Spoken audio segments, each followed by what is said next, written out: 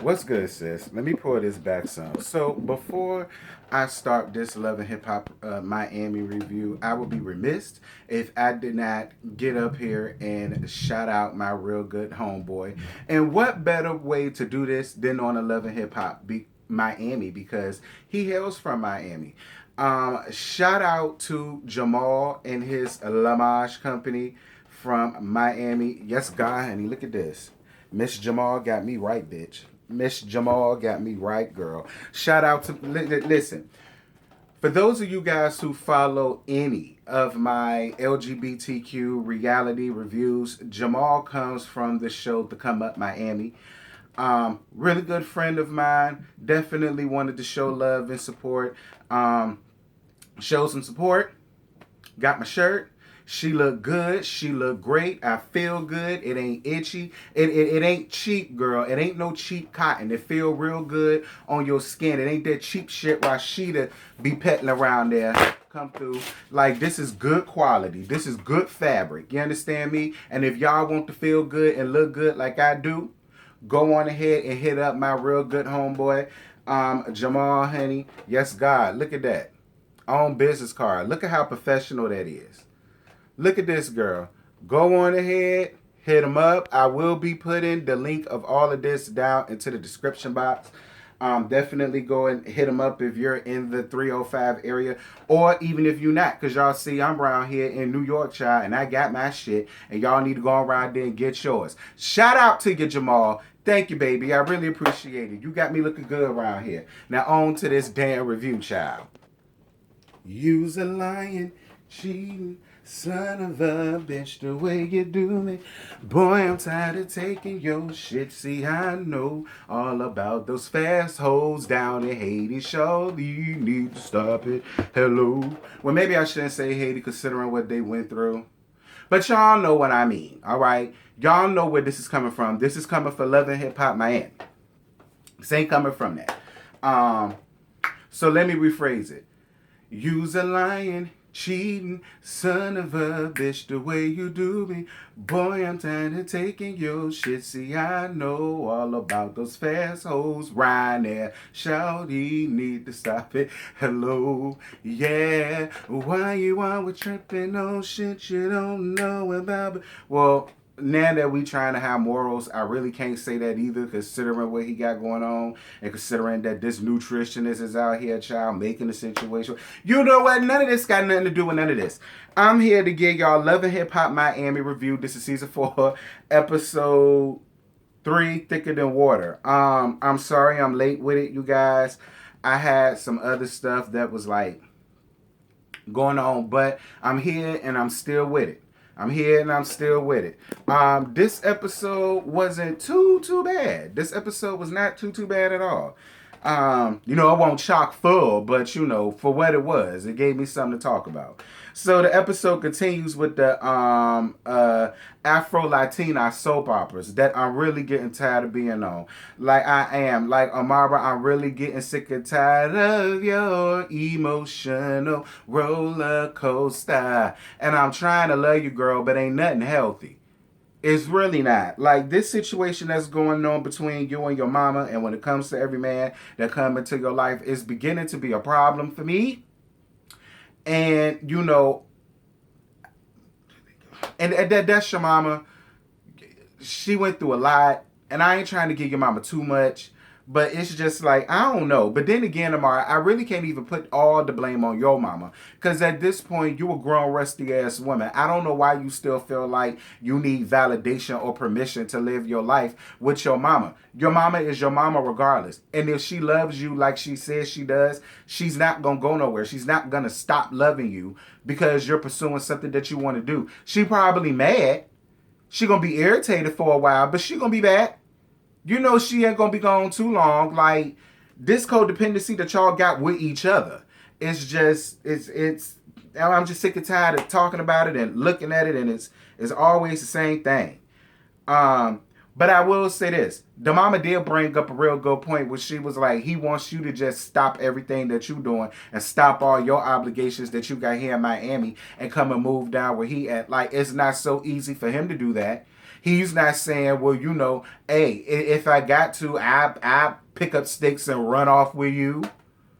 Okay, shout out to Blanche from the Golden Girls. Y'all remember that episode?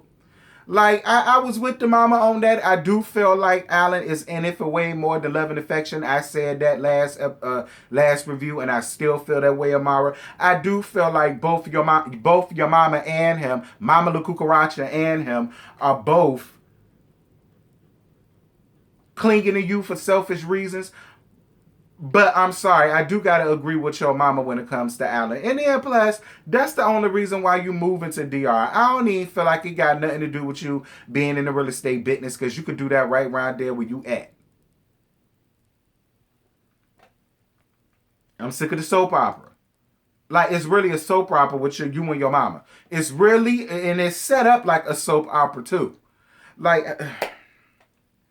So Florence is the queen of Copa. Yes, God. Shout out to Florence. I see it for Florence. Shout out to Flo. Shout out, Flo. So she serves drinks at her own damn club after her performance because she's short-staffed because of COVID. Then we meet her cheating ass husband, Marlon. That's why I came with that song. And listen, I straight up wrote it down, Flo. Because I heard they call you Flo from round the way. Marlon ain't shit. Marlon ain't shit. Ain't shit about Marlon change. And you know that down to your heart and your soul. Like, what I don't understand is, why is it that you had to perform down to the club and then had to get off to serve drinks? What the fuck was he doing? While you was up there performing, you doing your damn job, you performing. So I feel like it's much like cooking. When you cook, I feel like he should wash the dishes. Like, I just feel like that's how that is. While you up there shaking and gyrating and twerking and copo and shout out to it, he should have been the one back there manning the bars. I'm going to tell you what he was manning in that phone and manning the scene, collecting every girl number that he can. That nigga ain't shit, girl. I know that's your husband and the father of your children. I understand all of that, but girl, he ain't shit. He not. And if ain't nobody else gonna keep it real with you, I'ma keep it real with you. That nigga ain't shit. But he fine as fuck though. And if he slide in my DMs, I'll fuck his ass too. No shade flow. Now I'll fuck with you, but we ain't friends. You know what I'm saying? Nah, let me not do that. Let me not do that. I'm notorious for sleeping with people's husbands. Let me not do that. Now I don't condone that. Y'all leave that. Y'all see Marlon is married to Flo, and I fucks with Flo. Y'all leave that man alone. Because if he slide in my DMs. Anyway, so it's Nari's, however you pronounce that baby name. It's her birthday. Y'all know, Nori's wife. It's her birthday. And that's all I know about that scene, because the minute I saw Ray J and Prinky, I checked out. So whatever happened in that scene, y'all just fill me in down to the comments. Like, okay, shout out to Craig David. Just fill me in the comments on what happened in that scene, because the minute I saw them two frowsy bitches walking on the scene, I checked out. So Ace Hood working out looking, Lord Jesus. You know, oh, Sheila, I don't understand why you so depressed. Like, just looking at Ace Hood boxing, child, with his shirt off, I don't see what's there to be depressed about. I mean, girl, you living a good life. You got a good man. He fine as hell. Like, everybody want him. Lord knows I do.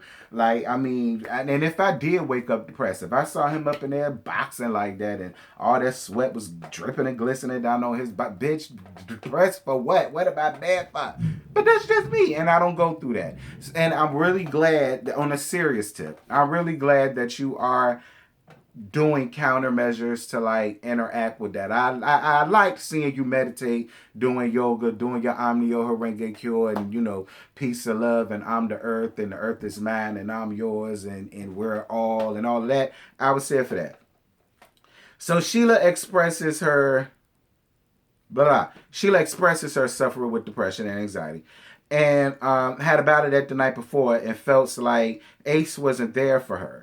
But he says he never experienced her being like that. And I was kind of on his side with that a little bit, Sheila. It's like, you know, you want him to have this level of comfort. And I get that. But it was new to him too. So he probably really didn't know what to do or what to say or how to really rectify the situation. He probably felt like he didn't want to say nothing to make it worse. You know what I'm saying? I don't know. Like, while I understand your feelings, and I'm not taking away from your feelings at all. If you feel like you need to be Ace, if Sheila telling you you need to be there more for her, be there more for her, because I like your wife. But much like Marlon, if you slide in my DMs, I'm going to fuck your ass too. And that's just real shit. But we going to move on. So Florence is 2 weeks away from her grand opening of her beauty bar. And she only got 2 weeks to get it done. Lord, Flo, I really hope you get that done.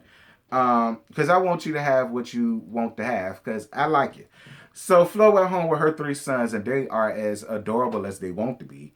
And they tell the boys of how they met, and he fell in love with her right away, even though he had a lot of girlfriends. You still do. That's why she looked at you like that. Talking about something, you had a lot of girlfriends. Nah, nigga, you still do. You still got a lot of hoes stashed away somewhere in your back pocket. Stop playing with us, Marlon. Marlon, stop playing with us. Listen, Marlon, you going to get up here up on this thing with this Stevie J tip, and you going to fuck around and lose a good woman. You gonna get up here with this Peter Gunn shit. You gonna fuck around and lose you a good woman. I mean, I'm just saying, Flo came from a hard life, and she worked hard. She got her shit from the ground up. She looked like she well grounded. She looked like she's self-made. And at the end of the day, I really don't think she fucking needs you. So while you sitting around here floating off, doing whatever the hell it is you want to do with these little bald-headed scallywags, doing bald-head hoe shit, I hope they're going to be there to comfort you at night when she take her and her 3 kids and skedaddle off and leave your ass where you at.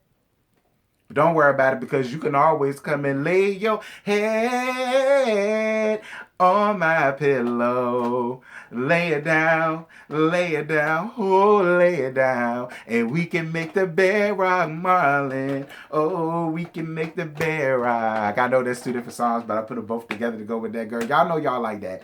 Anyway, I don't know why I'm so energetic, y'all. It's really 6 o'clock in the morning. I got to get out of here soon, but I'm just so energetic. Girl, it must have been that good shower. I don't know. Anyway, Amara and her mom talk, and now her mother's words are making her think differently about wanting to move to the DR. Her mother explains why she's so hard on her in the future. Like I said, this codependency. You got up and pulled that big-ass, dramatic-ass exit for you to only talk to her. And now she did what she always do. Got into your head, and then you second-guessing what you want to do. But I ain't all the way mad at it, because it's like I said, Alan isn't with you for the right reasons. I don't know. It's something about Marlon. It's just, I mean, not Marlon. Him too, but Alan. It's something about Alan. It's just rubbing me the wrong way. I don't know. I mean, don't get me wrong. He look like a really nice Puerto Rican, but girl. Anyway, Sheila spends time with her mama Lisa, and Sheila talks about growing up, being the only black child in the household, because you know her mama white. But she apologizes to her mama because as an adult, she now sees that her mother did the best she could trying to raise a black woman while being white. And that's why I fuck with you the long way, Sheila, because you're an adult about everything you do. You know, you really could be petty and still hold on to that shit, but you're coming to this and you're looking at this through a different lens. And I can appreciate that, Sheila. And I rocks with you for that. I really do. Shout out to Sheila. I really did appreciate that moment. Like, that felt like a real moment to me. And that's the first time I've really seen... Well, I wouldn't say that's the first time. I will say that scene, and then the scene with Ace Hood and his mom, and you know how he expressed his feelings about losing a kid and stuff like that. Like, it's stuff like that I like to see in Love and Hip Hop. Like, all of that is cool with the drama, the mayhem, the ghetto fat ratchet shit, but to get real moments like that, I appreciated that. So shout out to that. So Amara talks to Alan, and she tells Alan that she's going to Miami with her mama, and he gets upset. And, you know, some people could say he has the right to get upset. Myself, personally, I don't. Not when you sitting here saying, well, you know, I got businesses, I can't leave, I got this, I got that, and you got your daughter. And by all means, stay with your daughter. But I just also feel like Amara got shit down here in Miami to take care of too before she could just pick up and run off and pick up to, or at least I think she does. At least I think she does. Now, if Amara ain't really got nothing going on around there in Miami, if her name ain't tied to nothing other than Love and Hip Hop, or whatever the case may be, then she really can just pick up and leave and do whatever she wants to do. I mean, I don't know. Which one is it, Amara? Because you, him, Your mama La Cucaracha, this Afro-Latina soap opera y'all got going on, I'm tired of it. So Florence and her sister talk down to the beauty bar. So Flo tells her sister about Marlon not coming home and feels like he out doing something wrong. Her sister says that recently Marlon fucked her girlfriend, but she ain't want to tell her. One, I don't know why you did not want to tell your sister that her husband fucked one. And when you say one of your girlfriends, do you mean one of your friends, or is you a lesbian, or are you a madam? You really gonna have to, because you said one of your girlfriends and where y'all at. That's very vague. I'm gonna need for you to really put an explanation on what type of girlfriend it was. But at the end of the day, it don't really matter. That's neither here nor there. I just want to know that because I'm nosy. That's neither here nor there. That don't take away from the fact of you been sitting on some hot tea like this about her husband and you ain't want to tell her, but until now. Why you want to wait till now? Because she on the damn show? Child. The gag is, I really don't blame the friend for fucking up. Because like I said, I fuck Marlon too. Like, that girl ain't her friend. She don't owe her nothing. And while that's bald-headed whole shit, and I normally don't condone that, because, you know, I'm normally a lady. But, I mean, when you on vacation, which I would be when I come to Miami, I mean, girl, that's it. That's all I got. I ain't got no more to give you. Sister, you wrong. The minute you found that out, you should have told your sister that. The minute you found that out, you should have told your sister that. But y'all, that's it. That's all I got. I ain't got no more to give you. Y'all drop down. Let me know what y'all thought about Monday night's episode. And I'm going to holler at y'all later. Bye.